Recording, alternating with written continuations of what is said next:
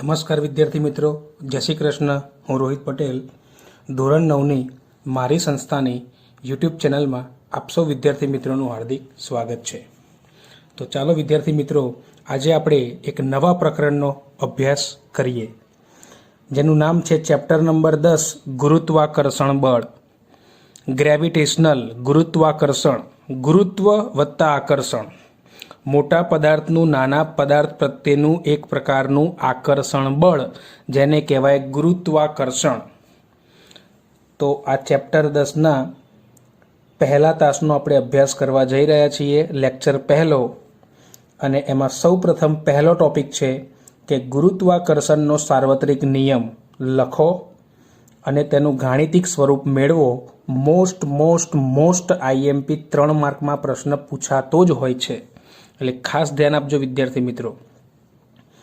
ગુરુત્વાકર્ષણનો સાર્વત્રિક નિયમ, universal rules, આખા વિશ્વની અંદર સર્વત્ર ફેલાયેલો છે. દરેક જગ્યા માટે આ નિયમ સાચો છે. તો જોઈએ નિયમ શું કહે છે કે વિશ્વનો પ્રત્યેક પદાર્થ એ બીજા પદાર્થને પોતાની તરફ શું કરે છે? આકર્ષે છે. એટલે કે એક પ્રકારનું આકર્ષણ બળ લગાડે છે. આ આકર્ષણ બળ બંને પદાર્થોના દળના ગુણાકારના સમપ્રમાણમાં, બંને પદાર્થનું દળ હોય ને એ દળના ગુણાકારના સમપ્રમાણમાં, એટલે કે જેટલું દળ વધારે એટલું આકર્ષણ બળ વધારે લાગશે, એટલે કે સમપ્રમાણમાં.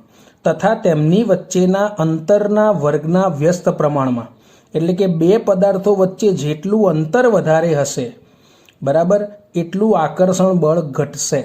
અંતર જેટલું વધારે બે પદાર્થો વચ્ચે એટલું આકર્ષણ બળ ઓછું થઈ જશે, કારણ કે વ્યસ્ત પ્રમાણ છે. વ્યસ્ત પ્રમાણ એટલે 1/છેદમાં, અને 1/છેદમાં મૂકીએ એટલે કિંમત ઘટી જાય, બરાબર. અંતર વધે તો આકર્ષણ ઘટે, અને અંતર ઘટે તો આકર્ષણ બળ વધે, બરાબર. તો ફરીથી, વિશ્વનો દરેક પદાર્થ બીજા પદાર્થને પોતાની તરફ આકર્ષે છે. આ આકર્ષણ બળ બંને પદાર્થોના દળના ગુણાકારના સમપ્રમાણમાં અને તેમની વચ્ચેના અંતરના વર્ગના વ્યસ્ત પ્રમાણમાં હોય છે. તથા આ બળ બંને પદાર્થોના કેન્દ્રને જોડતી રેખાની દિશામાં હોય છે. બંને પદાર્થોના કેન્દ્રને જોડતી રેખાની દિશામાં. તો જરા હવે આપણે જોઈએ ફરીથી આકૃતિ સાથે આ નિયમ. વિશ્વનો પ્રત્યેક પદાર્થ, આ પહેલો પદાર્થ એ અને બીજો પદાર્થ બી. અહીં એ પદાર્થનું દળ કેપિટલ M છે અને બી પદાર્થનું દળ સ્મોલ m છે. એ કરતાં બી પદાર્થ થોડો નાનો છે. તો આ દરેક પદાર્થ બીજા પદાર્થને શું કરે છે? પોતાની તરફ શું કરે છે? આકર્ષે છે, ખેંચે છે, બરાબર.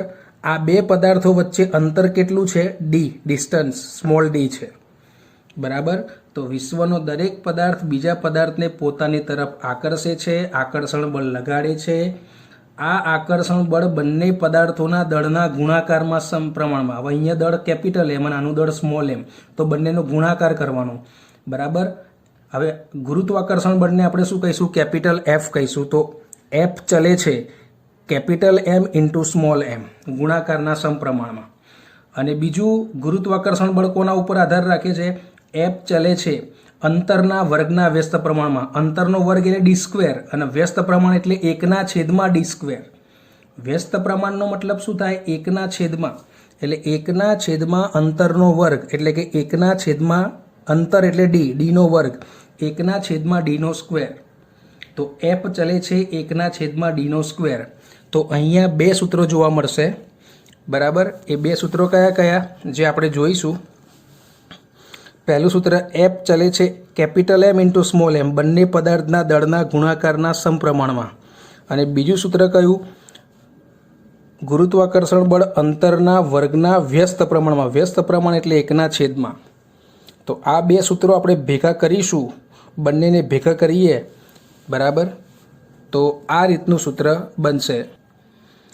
F ચલે છે capital M into small m, દળના ગુણાકારના સમપ્રમાણમાં, એ ઉપર આવ્યા. અને અંતરના વર્ગના વ્યસ્ત પ્રમાણમાં હતું. વ્યસ્ત પ્રમાણ એટલે છેદમાં d નો વર્ગ આવે, એ છેદમાં આવ્યું. બંને સમીકરણ ભેગા કર્યા તો આ રીતનું સૂત્ર બન્યું. F એટલે ગુરુત્વાકર્ષણ બળ, પદાર્થ ઉપર લાગતું ગુરુત્વાકર્ષણ બળ બંને પદાર્થના દળના ગુણાકારના સમપ્રમાણમાં અને તેમની વચ્ચે રહેલા અંતરના વર્ગના વ્યસ્ત પ્રમાણમાં, એટલે કે છેદમાં છે એટલે વ્યસ્ત પ્રમાણમાં. હવે આ ચલે છે દૂર કરીએ તો બે વસ્તુ મૂકવી પડે.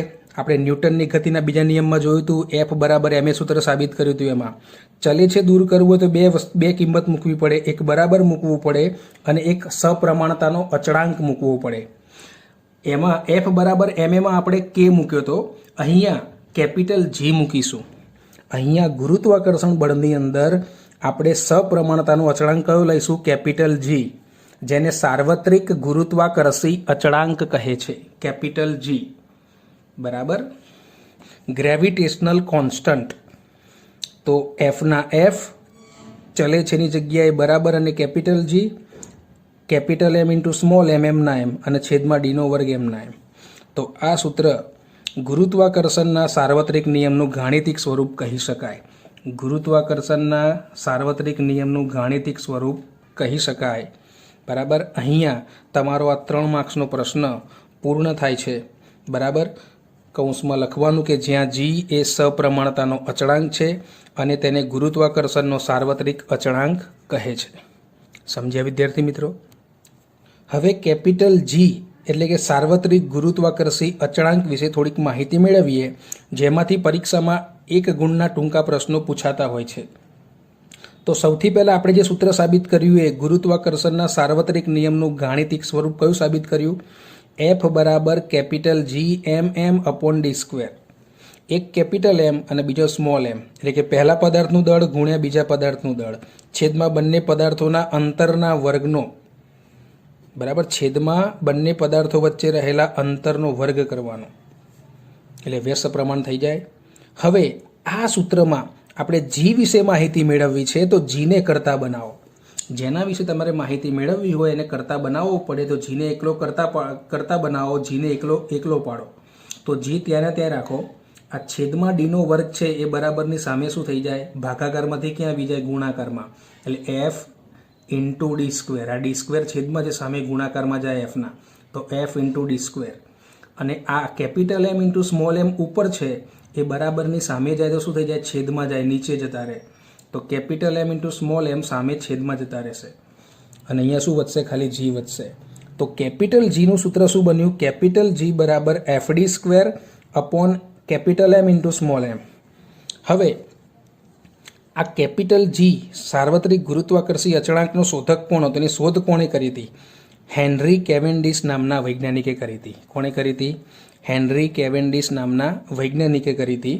અને આ સૂત્ર, આ અચળાંકનું મૂલ્ય કેટલું મળ્યું આપણને? ખૂબ જ નાનું મૂલ્ય મળ્યું. સાર્વત્રિક અચળાંકનું મૂલ્ય ખૂબ જ નાનું છે. કેટલું ખૂબ જ નાનું? તો 6.673 ગુણ્યા 10⁻11. હવે 10⁻11 છે એટલે ખૂબ જ નાનું મૂલ્ય કહેવાય. +11 હોત તો ખૂબ જ મોટું થાત, પણ 10⁻11 છે એટલે આ મૂલ્ય ખૂબ જ નાનું કહેવાય. હવે એકમ લખવો છે, તો એકમ લખવો હોય તો સૂત્ર ઉપરથી એકમ બનાવાય. તમને સૂત્રમાં બધાના એકમો યાદ હોવા જોઈએ. એફ એટલે ગુરુત્વાકર્ષણ બળ, બળનો એકમ શું થાય? ન્યૂટન થાય, ગયા ચેપ્ટરમાં જોયું હતું. ડી એટલે અંતર, અંતરનો વર્ગ. હવે અંતરનો એકમ શું થાય? મીટર થાય, તો મીટરનો વર્ગ થશે, કારણ કે અહીંયા અંતરનો વર્ગ છે એટલે મીટરનો વર્ગ થાય. છેદમાં પહેલા પદાર્થનું દળ ગુણ્યા બીજા પદાર્થનું દળ, દળનો એકમ તો કિલોગ્રામ જ થાય, તો પહેલા પદાર્થનો એકમ બી કિલોગ્રામ ગુણ્યા બીજા પદાર્થના દળનો એકમ પણ કિલોગ્રામ. કિલોગ્રામ ગુણ્યા કિલોગ્રામ એટલે કિલોગ્રામનો સ્ક્વેર. એટલે જો સૂત્ર આપણને આવડતું હોય તો સૂત્ર ઉપરથી એકમ બનાવતા આવડે. ન્યૂટન ઇન્ટુ મીટર સ્ક્વેર પ્રતિ કિલોગ્રામ સ્ક્વેર થાય, ખાસ યાદ રાખજો. અથવા આવું પણ લખી શકાય, newton into metre square into, હવે છેદવાળી વસ્તુ ઉપર લઈ જઈએ તો -2 થઈ જાય આ નવી સિસ્ટમ પ્રમાણે. તો ફરી વાર કહું છું, કેપિટલ જીનું મૂલ્ય શોધ્યું હતું કોણે? હેનરી કેવેન્ડિશ નામના વૈજ્ઞાનિકે. કેટલું મૂલ્ય મળ્યું? 6.67 લખો તો પણ ચાલે, અથવા 6.673 ગુણ્યા 10⁻11 ન્યૂટન ઇન્ટુ મીટર સ્ક્વેર પ્રતિ કિલોગ્રામ સ્ક્વેર જેટલું આપણને મળે.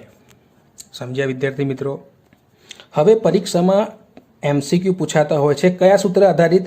એફ ચલે છે 1/d². હમણાં ગુરુત્વાકર્ષણના સાર્વત્રિક નિયમમાં 1/છેદમાં અંતરનો વર્ગ હતો, એટલે કે અંતરના વર્ગના વ્યસ્ત પ્રમાણમાં હોય ગુરુત્વાકર્ષણ બળ. દળના ગુણાકારના સમપ્રમાણમાં, એફ ચલે છે કેપિટલ એમ ઇન્ટુ સ્મોલ એમ, એ સમપ્રમાણમાં, પણ અંતરના વર્ગના શું હોય? વ્યસ્ત પ્રમાણમાં હોય. તો આ અંતરના વર્ગના વ્યસ્ત પ્રમાણ આધારિત થોડાક ટૂંકા પ્રશ્નો પૂછાતા હોય છે એમસીક્યુમાં. તો જરા જોઈ લઈએ. હવે આ સૂત્રમાં જો અંતર 5 ગણું કરવામાં આવે તો ગુરુત્વાકર્ષણ બળ કેટલું થાય? આવો પ્રશ્ન પૂછાતો હોય છે. તો અહીંયા અંતરમાં d બરાબર 5 મૂકી દો. 5નો વર્ગ શું થાય? 5નો વર્ગ 25 થાય. તો 1/25 આવે. તો ગુરુત્વાકર્ષણ બળ 1/25 એટલે શું કહેવાય? 25માં ભાગનું કહેવાય. કારણ કે 1/25 છે. 1/25 હોય તો એને શું કહેવાય? 25માં ભાગનું કહેવાય. હવે જો બે પદાર્થો વચ્ચેનું અંતર 6 ગણું કરવામાં આવે, અંતર 6 ગણું કરવામાં આવે, હવે અંતર વધી જાય 6 ગણું, અંતર વધે તો ગુરુત્વાકર્ષણ બળ ઘટે, કેમ કે વ્યસ્ત પ્રમાણ છે. તો d બરાબર 6 મૂકો, 6નો વર્ગ શું થશે? 36 થશે. 1/36.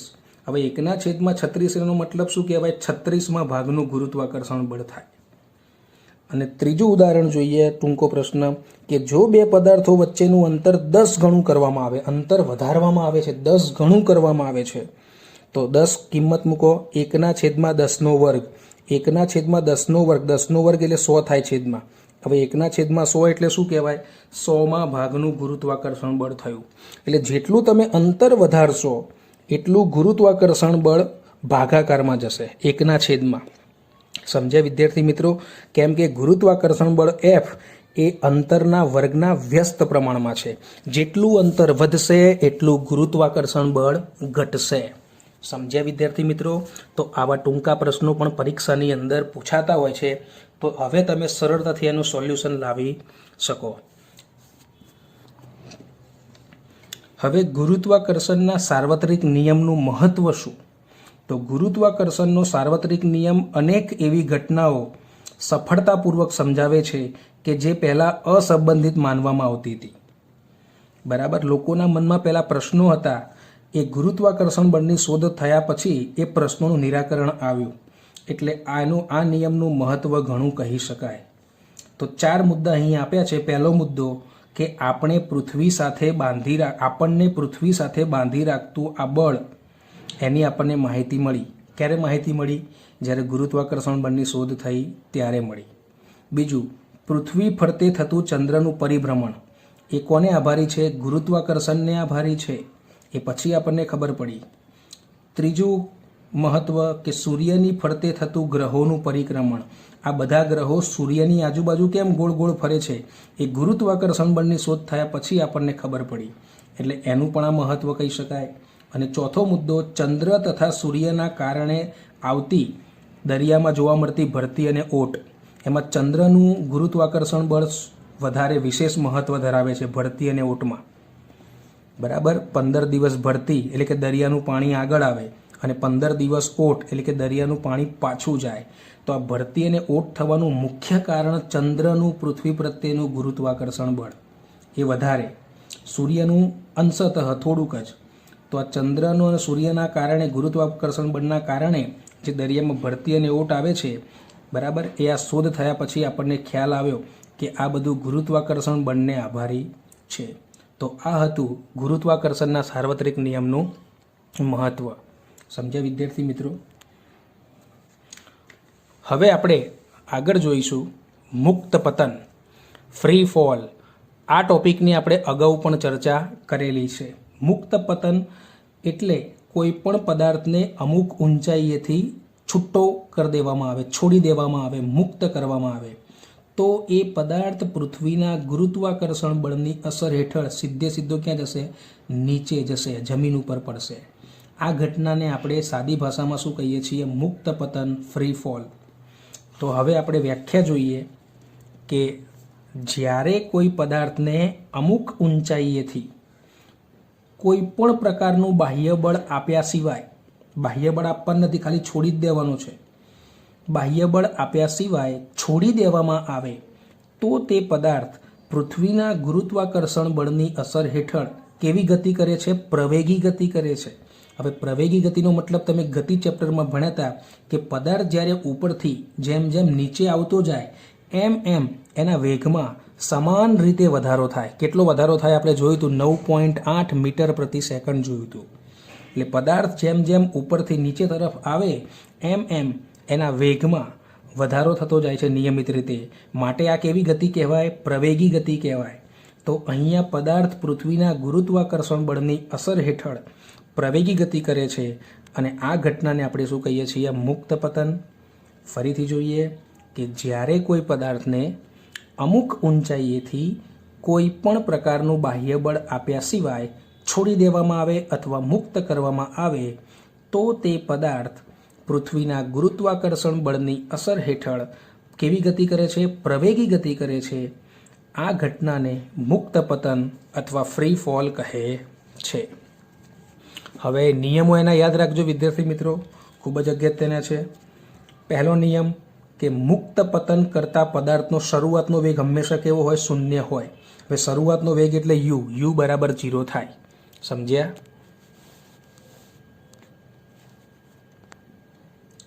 બીજો નિયમ, મુક્ત પતન કરતા પદાર્થનો અંતિમ વેગ વી મહત્તમ હોય છે. એટલે કે વી બરાબર મેક્સિમમ. અંતિમ વેગ મહત્તમ હોય, શરૂઆતનો વેગ શૂન્ય હોય. ત્રીજી વસ્તુ કે પદાર્થે કાપેલું અંતર એ એની ઊંચાઈ જેટલું હોય છે. યાની કે અંતર બરાબર ઊંચાઈ. જેટલું અંતર ઉપરથી નીચે કાપશે એ એની ઊંચાઈ કહેવાય. એટલે પદાર્થે કાપેલું અંતર એ એની ઊંચાઈ દર્શાવે છે. ડી બરાબર એચ થાય. બરાબર. હવે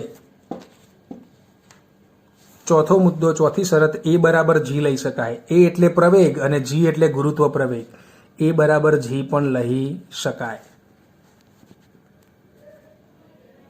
કેમ કે અહીંયા પદાર્થ ઉપરથી નીચે તરફ ગતિ કરે છે, ગુરુત્વાકર્ષણની દિશામાં પ્રવેગી ગતિ કરે છે. તો ગુરુત્વાકર્ષણની દિશામાં થતી આ પ્રવેગી ગતિને સ્મોલ જી ગુરુત્વ પ્રવેગ પણ કહી શકાય. એ એટલે પ્રવેગ અને સ્મોલ જી એટલે ગુરુત્વ પ્રવેગ. ગુરુત્વાકર્ષણની દિશામાં ઉદ્ભવતો પ્રવેગ. બરાબર. તો અહીંયા પદાર્થ મુક્ત પતન કરે છે. તો મુક્ત પતન કરતા પદાર્થ માટે તમે પ્રવેગ અથવા ગુરુત્વ પ્રવેગ લઈ શકો છો. બંને સરખું જ થાય. માટે અહીંયા ચોથી શરત શું લખી છે આપણે? એ બરાબર જી લઈ શકાય. સમજ્યા વિદ્યાર્થી મિત્રો?